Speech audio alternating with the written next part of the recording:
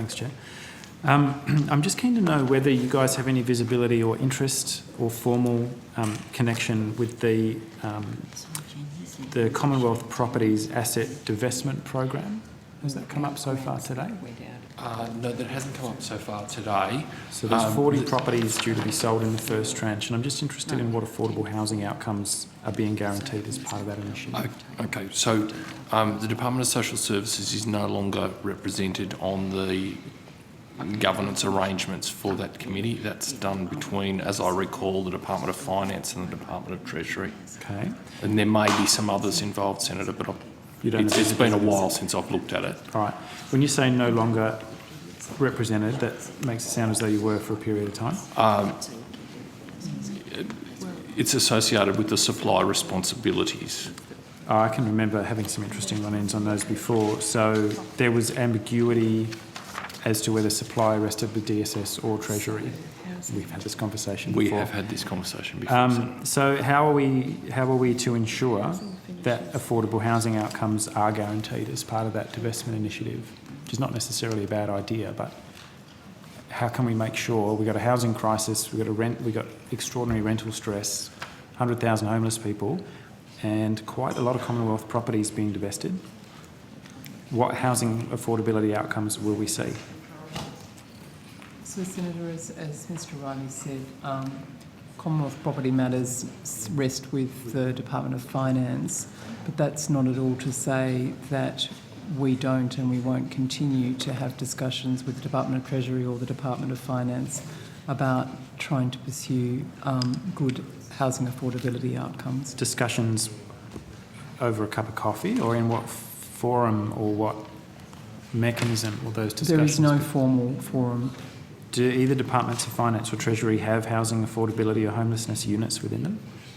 Sorry, what was it, Senator? Do either Departments of Finance or Treasury have housing affordability or homelessness units or people with lead responsibility within them? Or is I think you'd have to ask them that question, Senator. So you're undertaking, Madam Deputy Secretary, to have informal conversations with those departments? I think what Ms Hand said is that we have ongoing conversations with them, and that the issues which you're raising, which are very important issues, don't necessarily require us to be on a formal governance committee for them to be considered by those departments. And we do in various fora have quite substantive interactions with Finance and Treasury around housing matters from Secretary down. Well, I guess you'd have to if Treasury's got supply responsibility. I can understand that. But can you give us any comfort at all that there will be any affordability initiatives as part of this divestment process, or are we likely to come away with nothing? We'll have to take that on notice, Senator. Really? Yes. Have you put any affordability propositions to either Treasury or Finance as part of these conversations that have been had? Any proposals? In respect of the divestment strategy that the Department of Finance is running, I'm not aware of putting any specific proposals to them. Could I respectfully ask that you do, because they're not likely to think of them themselves? You guys are where the expertise resides, and it's probably as it should be. We'll continue to have discussions with them about housing affordability. No, you've said you haven't put any proposals to them. Could I invite you to?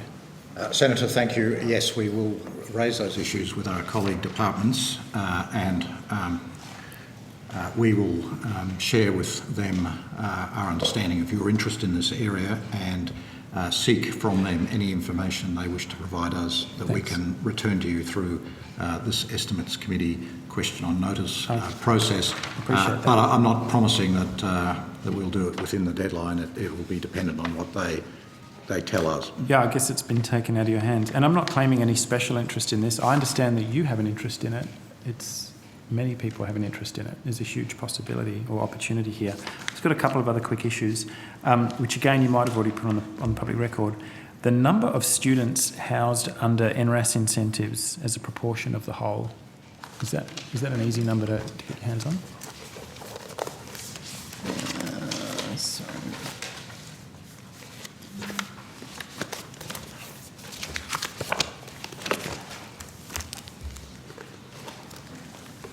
Sorry, Senator Ludlam, just for my benefit, could you repeat that question? So I can Just looking for follow. the number of students accommodated under NRAS incentives as a proportion of the whole cohort.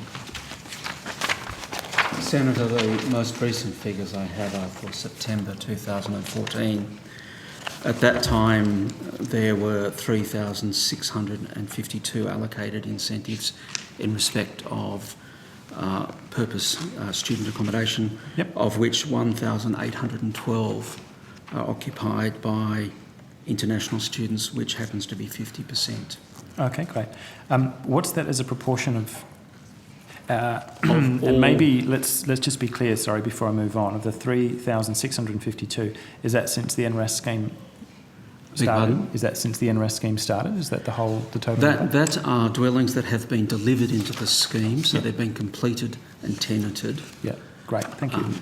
And as a proportion of how many in total to that same date of September? How many other dwellings have been delivered into the scheme that aren't related to student accommodation? Because then I will have an idea of is it 5%, is it 50%? So, Senator, there's about 25,000 incentives. Sorry, we had this problem 2 weeks ago. We did.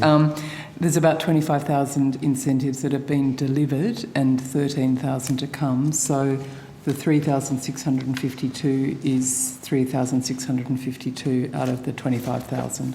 Sorry, just to interrupt there, the figure that was just given there was about delivered and tenanted, was it? Delivered into the scheme, yes. Delivered into the scheme. And tenanted is And the tenanted. normal So reaction. so those figures are like for like. So those the 25,000 yes, the 25,000 are delivered and into tenanted, the are they? scheme. That's right.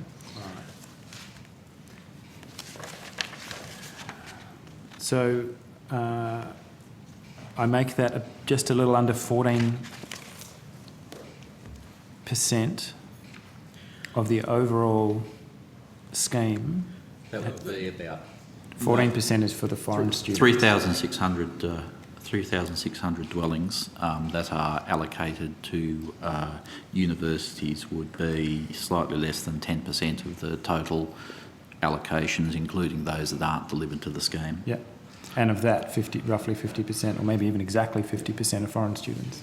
Now, there's a subtlety here that we've only gone to the universities to get those numbers. Oh, sorry. It's You gave me the entirely full- possible that international students are somewhere else in the other dwellings that are not attached to universities. We don't collect information about students normally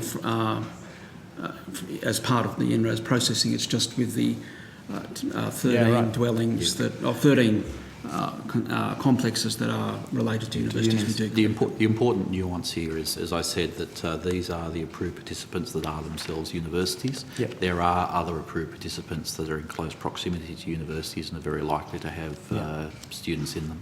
But they're going to be commercial tenancies, so you would not. I shouldn't really expect you to have visibility of That's correct. who the tenants are. But of what you're aware of within the universities, what's that make up? Is it around 15% or less? The students in total.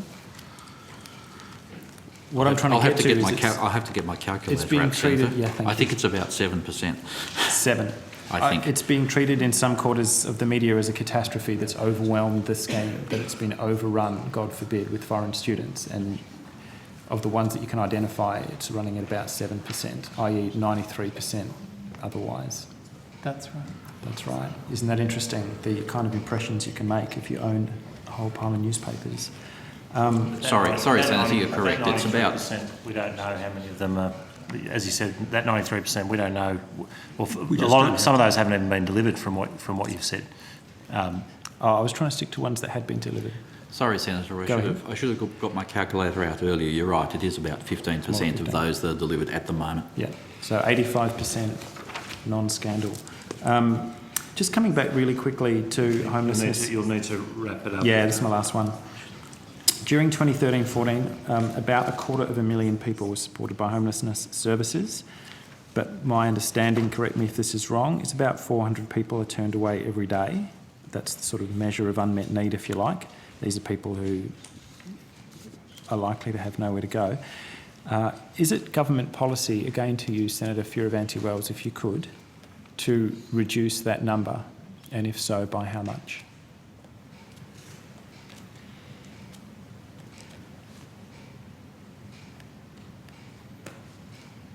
Sorry, Minister.